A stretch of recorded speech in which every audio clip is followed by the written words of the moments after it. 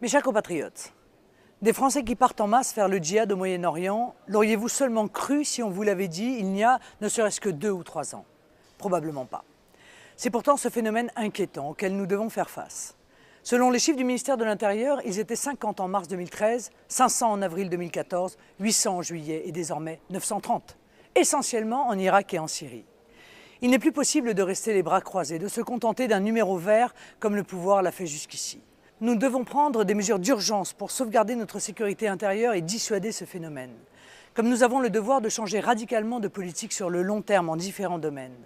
Car ceux qui partent reviennent, en soldats aguerris, prêts à mettre en œuvre sur notre territoire les actes barbares et les assassinats, base de leur entraînement au djihad. Très vite d'abord, il y a des mesures concrètes à prendre. D'abord et avant tout, retrouver le contrôle de nos frontières. Appliquer la déchéance de nationalité pour les binationaux partis faire le djihad ou combattre dans une armée étrangère. Rétablir l'autorisation parentale de quitter le territoire pour les mineurs. Mettre en œuvre l'interdiction du territoire français pour ceux déjà partis et mettre en œuvre un net durcissement des peines prononcées par la justice. Il est temps aussi en amont de lutter beaucoup plus énergiquement contre le fondamentalisme islamiste en surveillant les prêches dans les mosquées, en interdisant les financements de lieux cultuels en provenance de pays étrangers, notamment ceux qui soutiennent les fondamentalistes, en rétablissant partout le strict respect de la laïcité, en remettant debout nos services de renseignement très largement affaiblis par les politiques d'austérité. Le projet de loi antiterroriste actuellement en discussion est à cet égard très insuffisant. Il n'apporte aucune réponse crédible. Pire, il semble être le cache-sexe d'un inacceptable recul de nos libertés sur Internet en profitant du prétexte de la lutte contre le terrorisme pour généraliser l'interdiction administrative des sites Internet.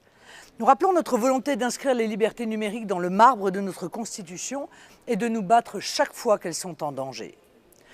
Plus en profondeur, la France doit changer radicalement de politique pour éviter le cocktail explosif du djihadisme et toutes les autres menaces qui lui sont liées.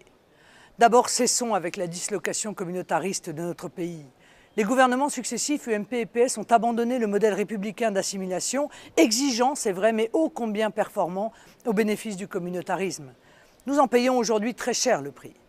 À force de raisonner en communauté et de dévaloriser la nation, on a précipité le morcellement de notre pays. À force de refuser de combattre très fermement toutes les dérives fondamentalistes, on a jeté la suspicion sur l'ensemble des Français musulmans et renforcé la désunion nationale. À force de céder sur la laïcité, on a laissé les clés de la France à des instances dites représentatives, bien souvent vecteurs des intérêts de puissances étrangères. Nous disons, ça suffit. La France doit se faire respecter sur chaque mètre carré de son territoire national et doit rappeler à chaque citoyen qu'il a certes des droits, mais aussi des devoirs.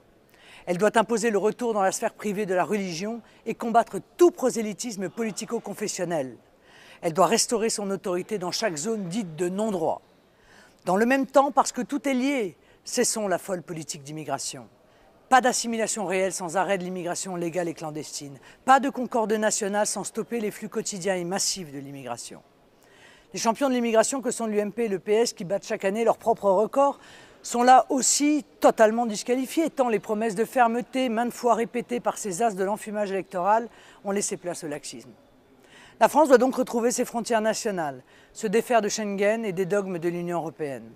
Elle doit supprimer les incitations à l'immigration comme l'aide médicale d'État réservée aux clandestins et mettre en place la priorité nationale. Enfin, la lutte contre le djihadisme français suppose une inflexion majeure de notre politique étrangère, soumise aux États-Unis et à l'OTAN depuis la présidence Sarkozy. Notre politique étrangère a gravement déraillé, jusqu'à bombarder en 2011 la Libye pour y mettre au pouvoir les pires extrémistes islamistes qui soient.